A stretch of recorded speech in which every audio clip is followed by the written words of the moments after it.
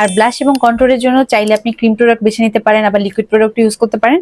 এছাড়াও এরকম পাউডার অপশনও রয়েছে, মানে অনেক অপশন আছে যেটা আপনার ভালো লাগে। আমি নর্মালি লিকুইড না হলে এরকম পাউডার ব্লাশ বা কন্ট্রোল ইউজ করা প্রেফার করি। ব্লাশ যদি খুবই পিগমেন্টেড হয় তাই ইউজের আগে অবশ্যই একটু হাতে ডাস্ট অফ করে নেবেন, তারপরে অ্যাপ্লাই করবেন। এতে করে ব্লেন্ড করাও ইজি হবে এবং আপনি কন্ট্রোলও করতে পারবেন যে কতটুকু ব্লাশ চাচ্ছেন। অনেকে ব্লাশ অনেক বেশি দেওয়া পছন্দ করে, আবার অনেকে ব্লাশ একটু কম দেওয়া পছন্দ করে, তো এটা আপনার প্রেফারেন্সের উপর ডিপেন্ড করছে।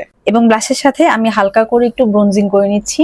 আর আপনি যদি ফেস একদম স্কাল্পটেড আর একদম শার্প দেখাতে চান সেক্ষেত্রে কন্ট্রোল বেশ ভালো একটা অপশন। আর আইশ্যাডোরও অনেক অপশন রয়েছে, যেটা যার ভালো লাগে। আমি আজকে আইশ্যাডো দিচ্ছি না, ব্লাশ দিয়ে আজকে আমি আইশ্যাডো ইউজ করবো। এগুলোকে বলে চোরাই টেকনিক, অল্প প্রোডাক্ট দিয়ে বেশি বেশি কাজ করা। খুব অল্প করে পিক করব এবং আস্তে আস্তে অ্যাপ্লাই করব। আইশ্যাডো যেটাই হোক একবারে অনেক কালার পিক করবেন না, সেক্ষেত্রে ভালোভাবে ব্লেন্ডও করা যায় না এবং একদিকে অনেক বেশি পড়ে যায়। আমার অনেক আপুরা অনেক সময় বলেন যে আপু ভিডিও যেরকম দেখছি যখন নিজে মেকআপ করি তখন ভালো লাগে না।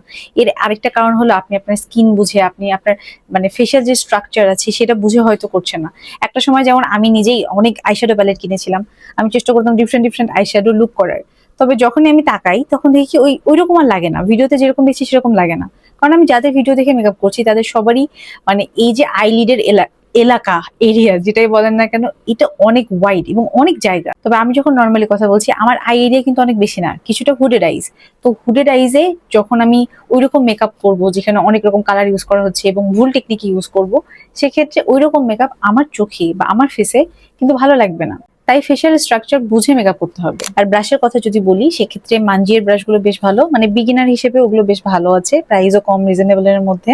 একবারে বড় ব্রাশ সেট গুলো কিনে ফেলতে পারেন, সেটার মধ্যে আই ব্রাশ থেকে শুরু করে ফেস ব্রাশ আরো অনেক কিছু থাকে। আর এখন আমি একটা লুজ পাউডার ইউজ করছি। লুজ পাউডারেরও অনেক অপশন রয়েছে, বানানা শেড থেকে শুরু করে পিঙ্ক, পার্পল এবং আরো অনেক কালার রয়েছে এবং সেগুলোরও ডিফারেন্ট ডিফারেন্ট কাজও আছে। তবে সব লুজ পাউডারের সাথে নিজস্ব পাফ আসে না, আমি এই জন্য আলাদা করে পাফ কিনে নিয়েছি যেটা দিয়ে আমি অ্যাপ্লাই করি। চাইলে বিউটি ব্লেন্ডার বা ব্রাশ দিয়েও এগুলো অ্যাপ্লাই করতে পারেন এবং রেগুলার ইউজ করার জন্য এরকম প্রেস পাউডার গুলো ট্রাই করতে পারেন। আমার আই ম্যাজিক এবং এলেগেলের এই প্রেস পাউডার দুটো বেশ পছন্দ। এবং আই লুক কমপ্লিট করার জন্য আইলাইনার রয়েছে, কাজল রয়েছে এবং মাস্কারা আছে। আর মেকআপে একদম নতুন হলে আইশ্যাডো দিয়েও আইলাইনার রাখতে পারেন বা কাজল দিয়েও আইলাইনার ড্র করতে পারেন। মাস্কারা ইউজের আগে আইল্যাশ কালার ইউজ করলে ল্যাশ গুলো খুব সুন্দর লাগে দেখতে। আর লোয়ার ল্যাশেও আমি ভালো করে মাস্কারা দিয়ে নিয়েছি, তখন চোখ দেখতে একটু বড় লাগে।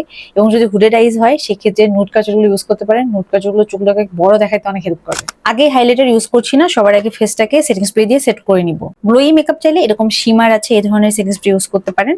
আমি একটু ম্যাট সেটিং স্প্রে ইউজ করছি। সেটিং স্প্রে মুখের একদম কাছ থেকে অ্যাপ্লাই করা যাবে না, এটা একটু দূরে রেখে, মানে বেশ একটু দূরে রেখে তারপরে অ্যাপ্লাই করতে হবে।